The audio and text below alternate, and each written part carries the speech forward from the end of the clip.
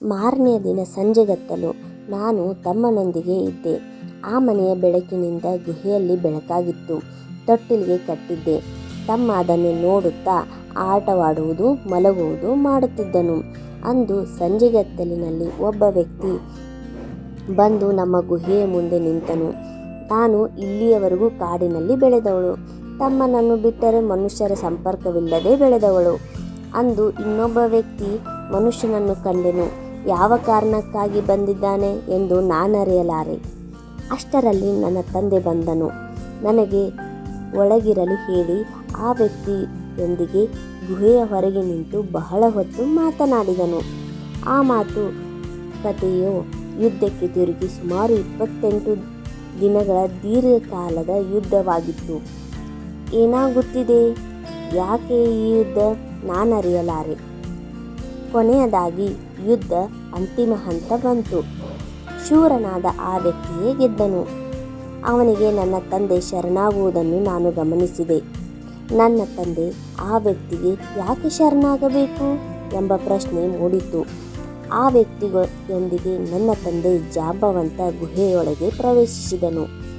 ಅವನಿಗೆ ಷೋಡಶೋಪಚಾರ ಪಾದಪೂಜೆ ಮಾಡಿದನು ಹಾಗೂ ನನಗೆ ಹೇಳಿದನು, ಮಗಳೇ ಜಾಂಬವತಿ, ನಾನು ಪ್ರತಿದಿನ ನಿನಗೆ ವರ್ಣಿಸುವ ಮಹಾನ್ ವ್ಯಕ್ತಿ ಪ್ರಭು ಶ್ರೀರಾಮಚಂದ್ರನು ವ್ಯಕ್ತಿಯಾದ ಪರಮಾತ್ಮ ಶ್ರೀಕೃಷ್ಣನಲ್ಲಿ ಕಂಡೆ. ಶ್ರೀಕೃಷ್ಣನಿಗೆ ನಿನ್ನನ್ನು ದಾರೆ ಎರೆದು ಕೊಡುವೆ ಮಗಳೇ. ಇವನೊಂದಿಗೆ ನೀನು ಆನಂದವಾಗಿರುವೆ ಎನ್ನುವುದು ನನ್ನ ನಂಬಿಕೆ ಎಂದನು.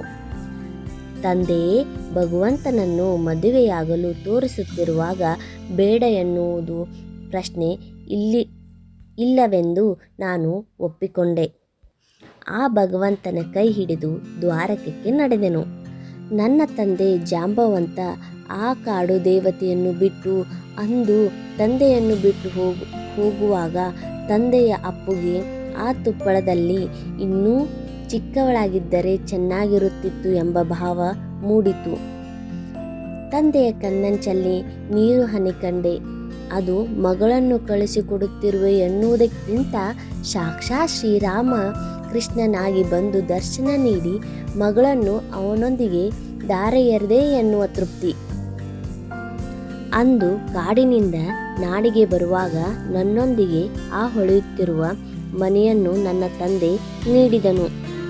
ಅಲ್ಲಿಂದ ಸತ್ರಾಜಿತ ರಾಜ್ಯಕ್ಕೆ ಕರೆದುಕೊಂಡು ಹೋಗಿ ಆ ರಾಜನಿಗೆ ಮಾಣಿಕ್ಯವನ್ನು ನೀಡಿದನು ಹಾಗೂ ತನ್ನ ಮೇಲೆ ಬಂದಿರುವ ಮಾಣಿಕ್ಯ ಕದ್ದ ಅಪರಾಧದಿಂದ ಮುಕ್ತಿ ಹೊಂದಿ ದ್ವಾರಕೆಗೆ ಹೋಗಲು ತಯಾರಾದೆವು. ಸತ್ರಾಜಿತನಿಗೆ ತನ್ನ ಆರೋಪಕ್ಕೆ ತಾನೇ ನಾಚಿಕೆ ಪಟ್ಟು ಪರಮಾತ್ಮನ ಮೇಲೆ ಆರೋಪ ಹೊರಿಸಿದೆ ಎಂದು ಪಶ್ಚಾತ್ತಾಪದಿಂದ ಹೊರಬರಲು ತನ್ನ ಪರಮಪ್ರಿಯ ಹಾಗೂ ಚೆಲುವೆಯಾದ ಮಗಳ ಸತ್ಯಭಾಮೆಯನ್ನು ಕೃಷ್ಣನಿಗೆ ದಾರೆ ಎರೆದು ಕೊಟ್ಟು ಮಾಣಿಕ್ಯವನ್ನು ಉಡುಗೊರೆಯಾಗಿ ಕೊಡಲು ತಯಾರಾದನು. ಆದರೆ ಮಾಣಿಕ್ಯವನ್ನು ಕೃಷ್ಣ ನಿರಾಕರಿಸಿದನು. ಕೃಷ್ಣ ಪ್ರಭುವಿನೊಂದಿಗೆ ಹೊಸದಾಗಿ ಮದುವೆಯಾದ ನಾನು, ಜಾಂಬವತಿ, ಸತ್ಯಭಾಮೆ ದ್ವಾರಕಕ್ಕೆ ಪ್ರವೇಶಿಸಿದೆವು. ಬಹಳ ಅದ್ಧೂರಿ ಸ್ವಾಗತ ನೋಡಿ ಆಶ್ಚರ್ಯಳಾದೆ. ಅಂದು ಸತ್ಯಭಾಮೆಯ ತಂದೆ ಸತ್ರಾಜಿತ ಯೋಜಿಸಿದ್ದು ತನ್ನ ಮಗಳಾದ ಸತ್ಯಭಾಮೆಗೆ ಎಂದು ನಂತರ ಅರಿವಾಗಿತ್ತು. ಕೃಷ್ಣನ ಪರಮಪ್ರಿಯೆ ಮೊದಲ ಪತ್ನಿ ರುಕ್ಮಿಣಿ ಅಂದರೆ ಅಕ್ಕಳ ಮೃದು ಸ್ವಭಾವ, ಪತಿಯ ಭಕ್ತಿ ಹಾಗೂ ಮಂದಸ್ಮಿತೆ. ಸತ್ಯಭಾಮೆ ಬಂಗಾರದ ಪಾತ್ರೆಯಲ್ಲಿ ಕೈ ತೊಳೆದವಳು. ತಂದೆಯಿಂದ ಬಂದ ಉಡುಗೊರೆ ಭಾರೀ ಮೊತ್ತದ ಬಂಗಾರ, ನಗದು, ನಾಣ್ಯ, ಸಂಪತ್ತನ್ನು ತಂದವಳು ಎಂಬ ಗರ್ವ ಅವಳದು. ಕಾಲಾನಂತರ ಸತ್ಯಭಾಮೆಯ ತಂದೆ ಸತ್ತ ನಂತರ ಆ ಮಾಣಿಕ್ಯ ಕೃಷ್ಣನಿಗೆ ಸೇರಿತು. ಆ ಮಾಣಿಕ್ಯವೇ ಸಮಂತಕಮಣಿ. ಅದು ಸೂರ್ಯ ಭಗವಾನ್ನಿಂದ ಸತ್ಯಭಾಮೆಯ ತಂದೆ ಸತ್ರಾಜಿತನಿಗೆ ಸೂರ್ಯದೇವನು ನೀಡಿದ ಮಣಿಯಾಗಿದೆ. ಅದು ಪ್ರತಿದಿನ 77 kg ಬಂಗಾರ ನೀಡುವ ಮಾಣಿಕ್ಯ. ಅದನ್ನು ಕೊರಳಲ್ಲಿ ಧರಿಸಿದರೆ ಸೂರ್ಯದೇವನೇ ಧರೆಗೆ ಇಳಿದು ಬಂದಂತೆ ಕಾಣುತ್ತಿತ್ತು. ಹೀಗೆ ತಂದೆಯಿಂದ ಬಂದ ಮಾಣಿಕ್ಯ ಕೃಷ್ಣನನ್ನು ಸೇರಿದರೆ ಸತ್ಯಭಾಮೆಗೆ ಅಹಂಕಾರ. ಎಲ್ಲರಲ್ಲಿಯೂ ತಾನೇ ಶ್ರೇಷ್ಠ ಹಾಗೂ ಕೃಷ್ಣನಿಗೆ ಪ್ರಿಯೆ ಎಂಬ ಭಾವದಲ್ಲಿ ತಾನಿದ್ದಳು. ನಾನು ಬೆಳೆದದ್ದು ಕಾಡಿನಲ್ಲಿ, ಗುಹೆಯಲ್ಲಿ, ಪ್ರಾಣಿ ಪಕ್ಷಿ ಗಿಡ ಮರ ಮಳೆ ಬಿಟ್ಟು ಬೇರೆ ಪ್ರಪಂಚವೇ ಅರಿತವಳಲ್ಲ. ಅಂದು ನಾರದರು ದ್ವಾರಕೆಗೆ ಬಂದರು. ಎಲ್ಲ ಲೋಕಗಳನ್ನು ಪರ್ಯಟನೆ ಮಾಡುತ್ತಾ ದ್ವಾರಕೆಗೆ ಬಂದರು. ಕೃಷ್ಣ ಭಗವಾನ್ನೊಂದಿಗೆ ದ್ವಾರಕೆಗೆ ಪ್ರತಿಯೊಬ್ಬರೂ ಮಹರ್ಷಿ ನಾರದರಿಗೆ ಷೋಡಶೋಪಚಾರ ಮಾಡಿದರು. 1-2 ದಿನಗಳ ಕಾಲ ದ್ವಾರಕೆಯಲ್ಲಿ ಉಳಿದರು.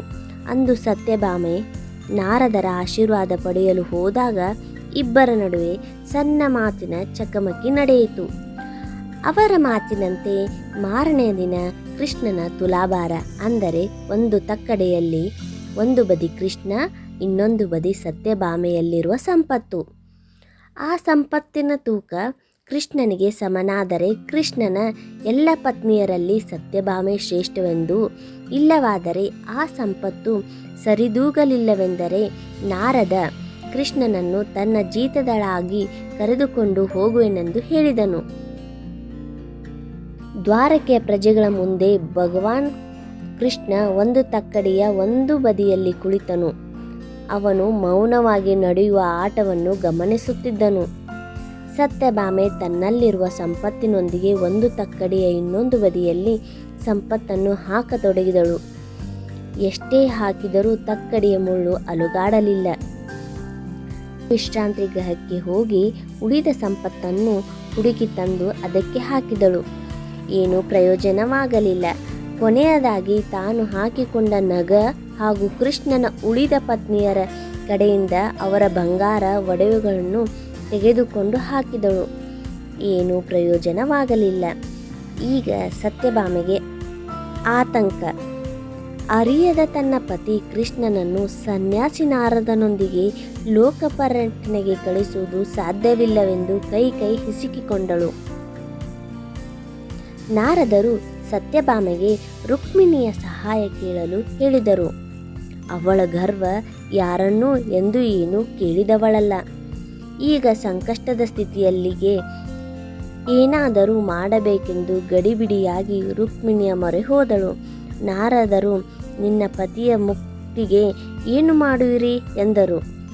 ರುಕ್ಮಿಣಿ ಅದೇ ಶಾಂತಚಿತ್ತಳಾಗಿ ಬಂದು ಆ ಭಗವಂತನನ್ನು ಮನಸಾರೆ ಕೈ ಮುಗಿದು ಪೂಜಿಸಿ ಒಂದು ತುಳಸಿ ದಳವನ್ನು ತಕ್ಕಡಿಗೆ ಹಾಕಿದಳು. ಈಗ ತಕ್ಕಡಿ ಕೃಷ್ಣನನ್ನು ಸಮವಾಗಿತು. ಸತ್ಯಭಾಮೆಗೆ ಆಶ್ಚರ್ಯ. ಕೃಷ್ಣ ಸತ್ಯಭಾಮೆಗೆ ಎಲ್ಲ ಸಂಪತ್ತನ್ನು ತೆಗೆಯಲು ಹೇಳಿದನು. ಉಳಿದ ಒಂದು ತುಳಸಿ ಎಲೆ ಕೃಷ್ಣನ ಸರಿಸಮಾನ ತೂಗತೊಡಗಿತು. ನಾರದ ಮಹರ್ಷಿ ಹತ್ತಿರ ಬಂದು ಸತ್ಯಭಾಮೆಯನ್ನು ಉದ್ದೇಶಿಸಿ, ವಸ್ತು ಸಂಪತ್ತಿನಿಂದ ಯಾರು ಆ ನಾರಾಯಣನನ್ನು ಹೃದಯವನ್ನು ಗೆಲ್ಲಲಾರರು. ಭಕ್ತಿ ಪ್ರೇಮ ಶ್ರದ್ಧೆಯಿಂದ ಒಂದು ತುಳಸಿ ದಳ ಅವನಿಗೆ ಅರ್ಪಿಸಿದರೆ ಅದೇ ಅವನನ್ನು ಒಲಿಸಿಕೊಳ್ಳುವ ಪರಿ ಎಂದರು.